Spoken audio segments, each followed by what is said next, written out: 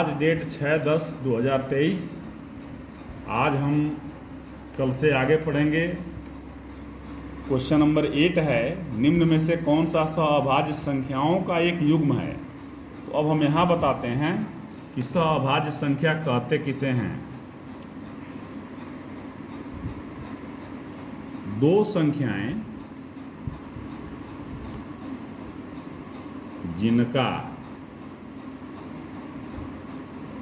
मसप 1 आए, वही दोनों संख्याएं एक दूसरे की सहअभाज्य संख्या कहलाती हैं। जैसे 5 और 10,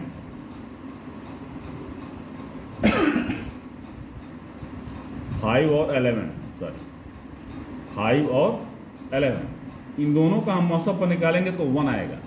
कैसे देख लीजिए, 5 2 जा 10, 2 5, 2 2 जा 4, 1 2 1 2 जा 2 आ गया 1।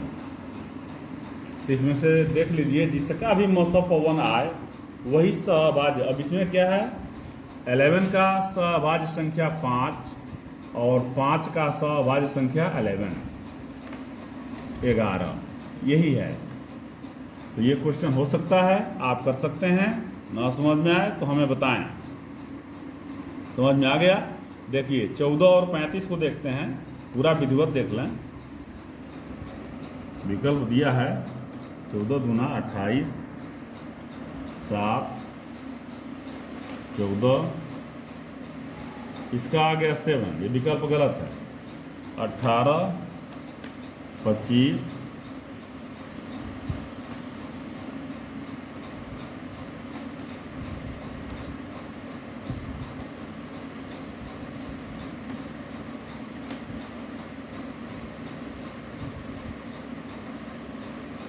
मैंने ये यहाँ आ गया, ये यहाँ आ गया।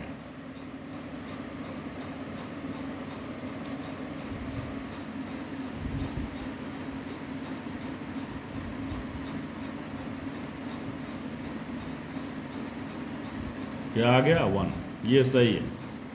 ये सहअभाज्य संख्याएं हैं, इसीलिए दिया है विकल्प बी सही है। अब देखिए ये 93 और 31 से कट रहा है, ये होगा ही नहीं। ये 2 2 दिखाई दे रहा है, वैसे भी 1 इसका नहीं आएगा, इसलिए कि दोनों भाज्य संख्याएं हैं। और एक चीज़ और यहाँ बता दें, सहअभाज्य संख्या कौन कौन होता है। पहला कंडीशन, दो अभाज्य संख्याओं का मसप बराबर 1। ठीक, अच्छा, एक अभाज्य और एक भाज्य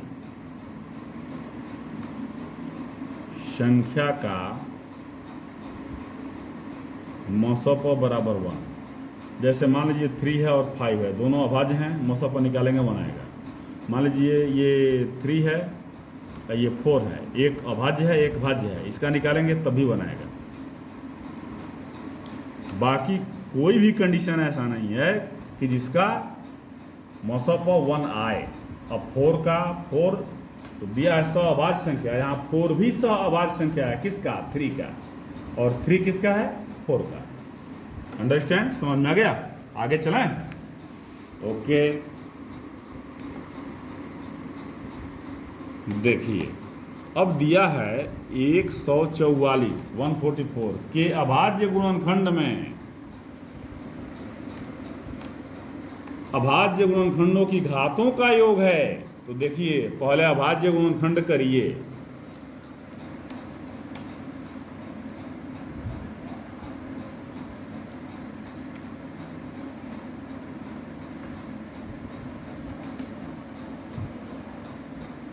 कितना 2 है, ये 4 है। 3 कितना है? 2 है। घातों का योग, इस घात का योग पूछ रहा है। 4 + 2 = 6। देखिए विकल्प कौन सा सही है।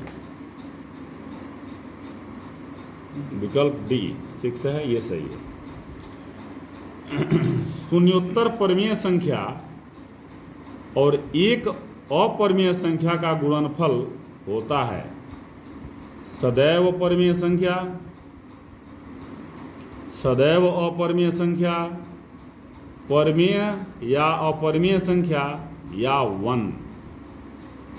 तो देखें शून्योत्तर परिमेय संख्या,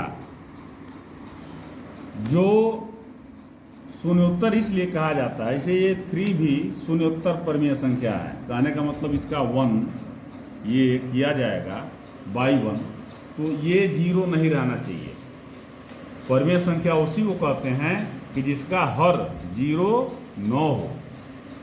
p/q में कोई भी रूप लिखा जाए, q 0 के बराबर न हो। तो मान लीजिए एग्जाम्पल है 3 और कोई अपरिमेय संख्या ले लीजिए 2। तो अब ये दोनों का मल्टीप्लाई करेंगे 3√2 ही आएगा ना। तो 3√2 कहाँ हो रहा है परिमेय संख्या, ये जुड़ा हुआ है, ये अपरिमेय संख्या में आ जाएगा। तो कौन सा है, सदैव अपरिमेय संख्या। आगे देखिए पाई क्या है, पाई का वैल्यू होता है 22/7, ये है परिमेय संख्या। ठीक है, 22/7 परिमेय संख्या है, 7 0 नहीं है इसलिए। अब देखिए 15, 18 और 24 का लॉसअप आप निकाल सकते हैं बड़े आराम से, मैं बताया हूं इसमें। अगला क्वेश्चन है HCF दिया हुआ 18, ज्ञात कीजिए एलसीएम इन दोनों का। HCF 18 है, 2 नंबर ये हैं, तो फार्मूला है एलसीएम बराबर 2 संख्याओं का गुणनफल बटे संख्याओं का HCF।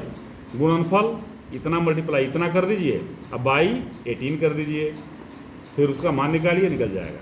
इसका सरलतम रूप का मतलब ये है, अब यहाँ देखिए 148 बटे 185 कहते हैं, इसको कटाइए। कटाना बस एक समझाने के लिए कहा जाता है कि कटाइए किससे कट रहा है, लेकिन सही फार्मूला ये है कि इन दोनों का मौसम निकालिए, इन दोनों में भाग दीजिए। जैसे छोटा एग्जाम्पल ले लेते हैं 48/60। अब देखिए 12 से ये भी कट रहा है, 12 से ये भी कट रहा है, तो 12 से कट रहा है तो 12 क्या है, इन दोनों का ये HCF है, मौसम है, भागा 12, 12 चौको 48, 12 पचे 60, ये 4/5 सिंपल फॉर्म में है, मतलब सरलतम रूप में। तो वैसे ही इसको भी आप कर सकते हैं। आगे देखें, दी गई संख्याओं में अभाज्य संख्या होगी। 0 अभाज्य संख्या नहीं है, 1 अभाज्य है, अभाज्य है, 2 अभाज्य है, 8 अभाज्य नहीं है। 2 से ही शुरुआत होती है अभाज्य संख्याओं की, समझ में आ गई। आगे चलें, वह बड़ी से बड़ी संख्या ज्ञात करिए जिससे 245 और 1037 को विभाजित किया जाए, मैंने भाग दिया जाए, तो प्रत्येक दशा में 5 शेष फल बचे। तो 5 को पहले घटा दीजिए, ये क्लास 5 में है, क्लास 6 में भी है, क्लास 7 में भी है, क्लास 8 में भी है, और संयोग से 10th में भी है। घटा दीजिए 0, 4, 2, 2, 3, 0, 1। अब इन दोनों का 1, 0, 3, 2, 2, 14 दोनों का निकालिए। अब इन दोनों का जो HCF आएगा उससे इसमें भाग दीजिए चाहे इसमें भाग दीजिए, प्रत्येक दशा में 5 शेष बचेगा, क्योंकि ऑलरेडी आपने 5 पहले ही घटा दिया है। अगला देखें, निम्नलिखित संख्याओं में परिमेय संख्या है, परिमेय संख्या है। इसमें थोड़ा सा समझने वाली बात है, इसलिए कर्ण में 9 दिया है, कर्ण में 9 का कर देंगे 3 × 3, ये 3 बाहर आ जाएगा, यही परिमेय संख्या है। √3 अपरिमेय संख्या है, 101 अपरिमेय संख्या है, बाकी ये दिया है अपरिमेय संख्या है, नो प्रॉब्लम। अंडरस्टैंड, समझ में आ गया। तो आज के लिए बस इतना ही। थैंक यू, धन्यवाद। आपका दिन शुभ हो, आप अच्छे से पढ़ें और इसका लाभ उठाएं। धन्यवाद।